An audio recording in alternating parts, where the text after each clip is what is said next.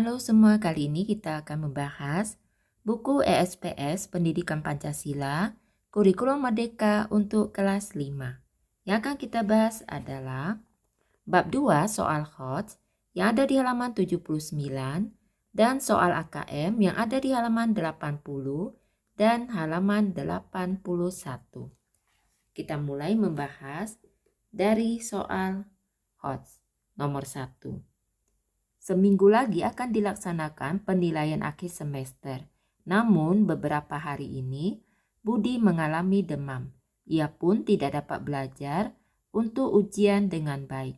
Saat ujian tiba, Budi hanya dapat mengerjakan setengah dari soal ujian. Ia takut mengecewakan orang tuanya jika mendapat nilai rendah. Padahal ia sangat ingin membahagiakan orang tuanya dengan nilai yang bagus. Ia pun mengambil jalan pintas. Ia menanyakan jawaban soal-soal ujian yang belum diisi kepada temannya. 1A, apakah kamu setuju dengan tindakan Budi? Jelaskan alasanmu.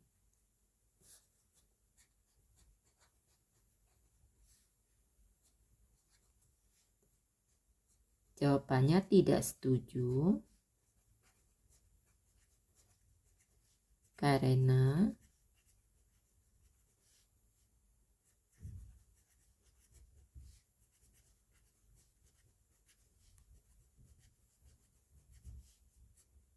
Budi melakukan tindakan tidak terpuji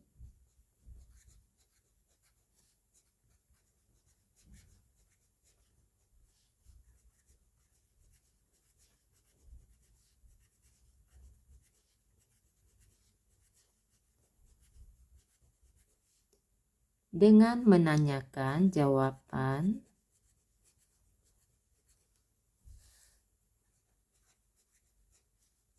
soal ujian kepada teman.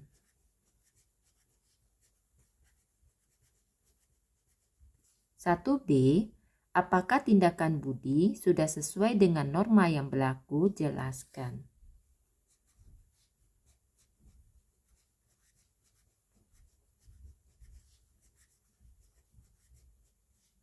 Tindakan Budi tidak sesuai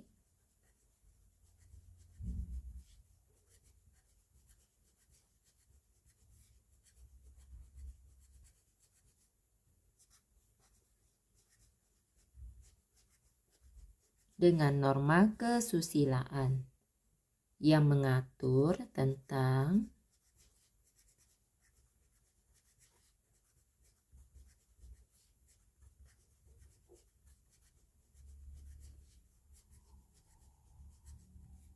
baik dan buruk,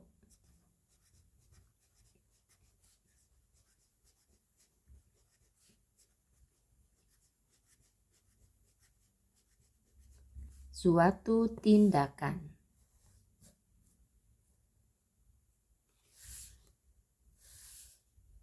Kemudian yang C,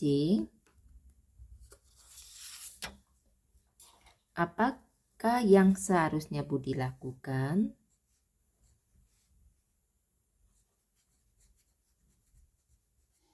Seharusnya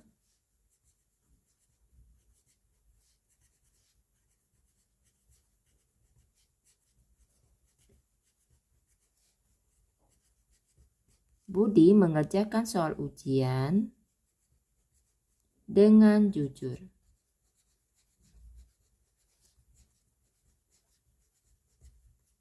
Selanjutnya 1D, apakah ada sanksi yang akan diberikan sekolah akibat tindakan Budi tersebut? Jelaskan.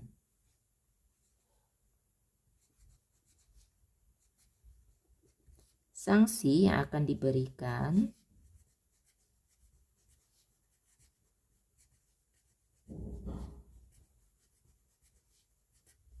kepada Budi adalah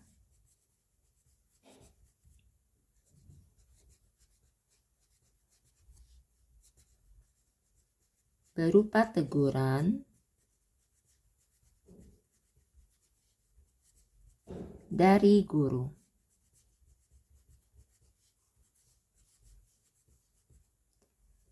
agar Budi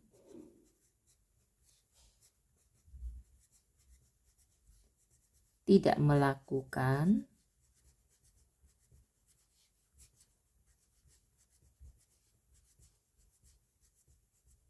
pelanggaran lagi.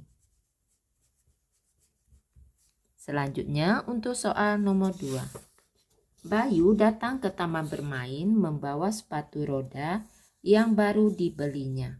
Teman-temannya mengagumi sepatu roda tersebut. Bayu mengizinkan mereka mencoba sepatu roda secara bergantian. Teman-teman Bayu rela mengantri untuk mencoba sepatu roda tersebut. Giliran sudah ditetapkan, akan tetapi tiba-tiba Dimas menyerobot giliran Adi. Dimas beralasan ia akan buru-buru pulang karena ditunggu ibunya di rumah. 2A. Apakah tindakan Dimas sudah sesuai dengan norma yang berlaku? Jelaskan. Jawabannya tidak sesuai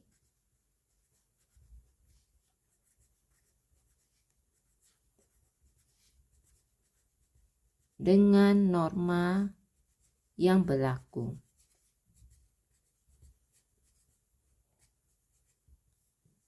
Karena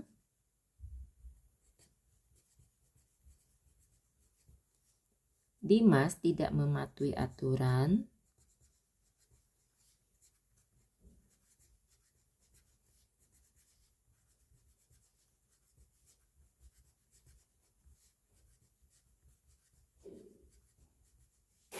giliran yang sudah ditetapkan.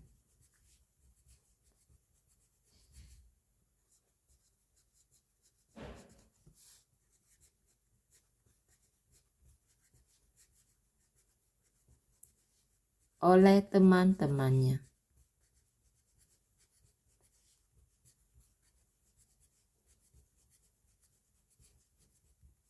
Selanjutnya 2B. Jika kamu menjadi Bayu, apa yang akan kamu lakukan? Jelaskan.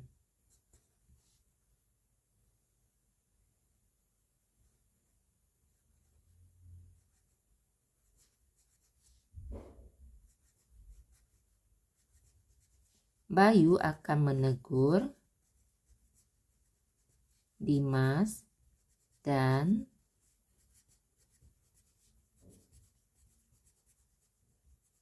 memintanya mengantri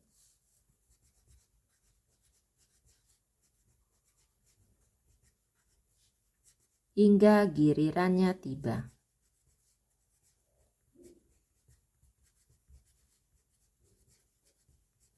Selanjutnya untuk 2C, apakah sanksi yang diterima Dimas jika ia melanggar norma yang berlaku? Dimas akan dijauhi oleh teman-temannya.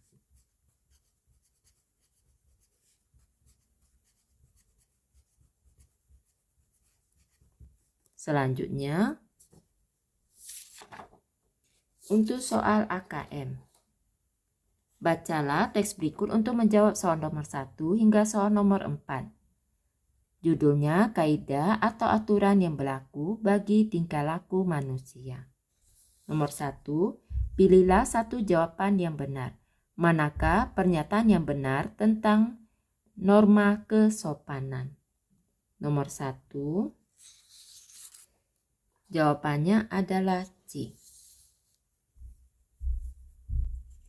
Aturan yang memandu tingkah laku manusia agar sesuai dengan kaidah sopan santun dalam masyarakat tertentu. Nomor 2, berilah tanda centang pada jawaban yang tepat. Jawaban dapat lebih dari satu. Berdasarkan teks berjudul, kaidah atau aturan yang berlaku bagi tingkah laku manusia, apa tujuan dari menerapkan norma kesopanan saat ingin mengadakan survei ke desa? Yang pertama, menghemat biaya operasional. Tidak kita centang. Yang kedua, mendapatkan lokasi survei yang benar dan akurat. Kita centang. Memudahkan saat pengolahan data hasil survei. Tidak kita centang. Menghindari perselisihan antara pihak dinas yang melakukan survei dan pihak desa. Kita centang. Selanjutnya, untuk soal nomor 3, berdasarkan teks berjudul Kaidah atau aturan yang berlaku bagi tingkah laku manusia, berilah tanda centang pada kolom benar atau salah sesuai jawabanmu. Pernyataan A, norma berisi perintah, larangan, dan sanksi tertentu yang berguna mengatur tingkah laku manusia. Kita centang di benar. Yang B, terdapat 4 norma yang berlaku di Indonesia, yaitu norma agama, norma kesusilaan, norma hukum, dan norma kesopanan. Kita centang di benar. Yang C, norma kesopanan merupakan tingkah laku menghormati dan menghargai budaya suatu masyarakat. Kita centang di benar. Yang D, tim pengendalian kawasan permukiman menggunakan pendekatan dalam norma kesopanan agar dapat memperoleh lokasi yang benar dan akurat serta menghindari perselisihan antara pihak dinas dan pihak desa. Kita centang di benar. Nomor 4, apa manfaat yang diperoleh oleh tim pengendalian kawasan permukiman dengan mengedepankan norma dalam melakukan survei? Itu soal nomor 4.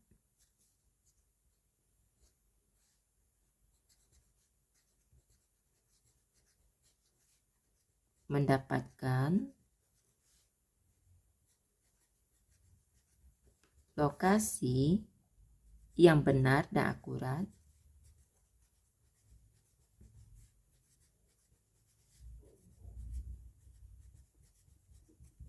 serta menghindari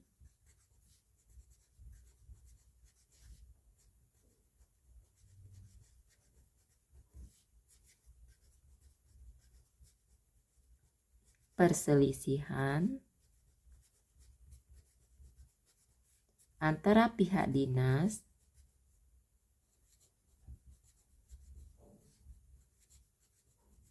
dan pihak desa. Demikianlah pembahasan kali ini. Semoga dapat dipahami. Untuk memudahkan pencarian video yang kalian inginkan, dapat dicek di daftar playlistnya. Terima kasih.